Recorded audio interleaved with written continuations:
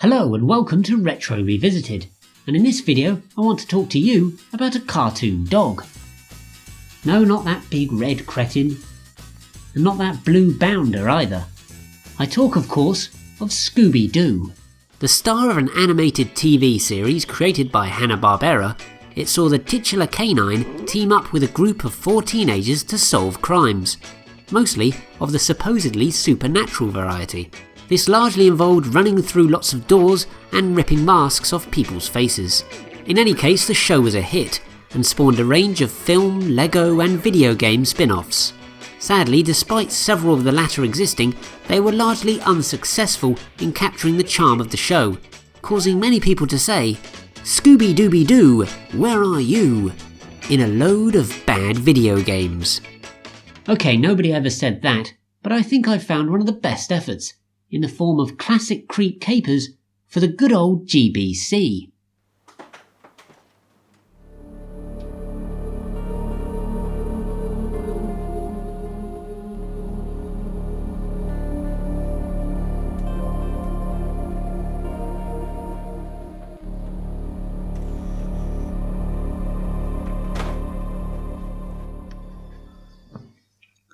Anyway, as I was saying, this is probably one of the best of a slightly dodgy bunch. So let's see exactly why that is, shall we? From the opening few moments alone, you can tell this has had some love poured into it. There's a decent rendition of the theme tune, the intro cutscenes are clear and colourful, and the visuals are endearingly detailed. Possibly the most impressive aspect is that the script is pretty good too, and weaves an engaging plot that successfully deviates from the episode it's very loosely based around. The title's programmer, Jeremy Mika, told me that puzzles, story and humour are the most important elements to make a successful Scooby-Doo tie-in. And with this game, the last 2 elements are certainly present and correct. That's especially the case when you compare it to other efforts in the medium featuring the chuckling Great Dane, which have ranged from dodgy to downright depressing. Beyond the presentation, the genre classic creep capers decides it wants to fall into is also surprisingly impressive. Instead of being a generic 2D platformer, it's actually a point-and-click adventure of sorts. But instead of pointing, you're directly controlling the gang, and instead of clicking, you're pressing the A button. Which does almost make a click sound if you press it right. Doing the latter brings up 3 options: talking, examining or taking, and you can also use items through tapping B.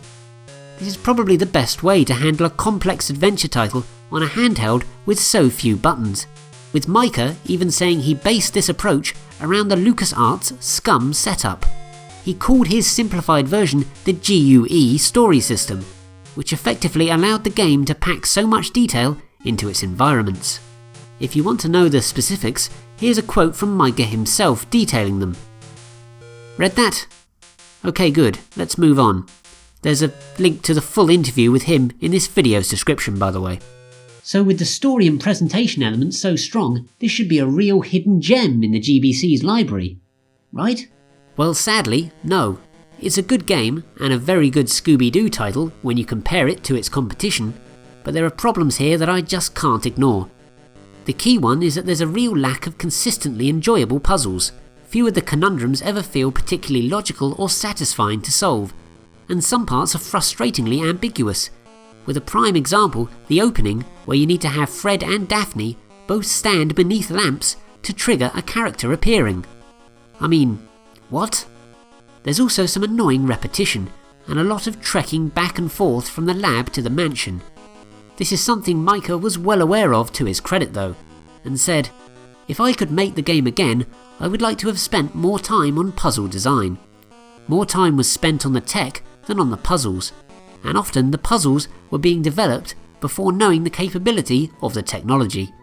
Other than this, one significant problem put forward when the title was originally released was its brevity, but this is no longer a huge issue in my opinion, as you can grab a copy for a few quid nowadays, rather than the 30 notes you would have had to pay for it back in the day.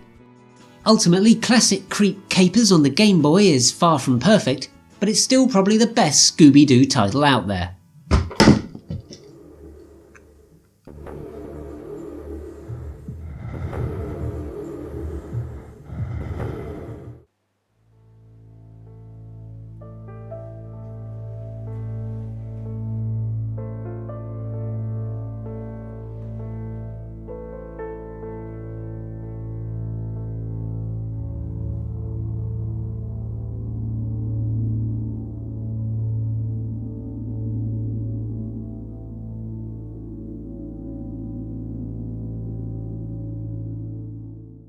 This is not a brutality.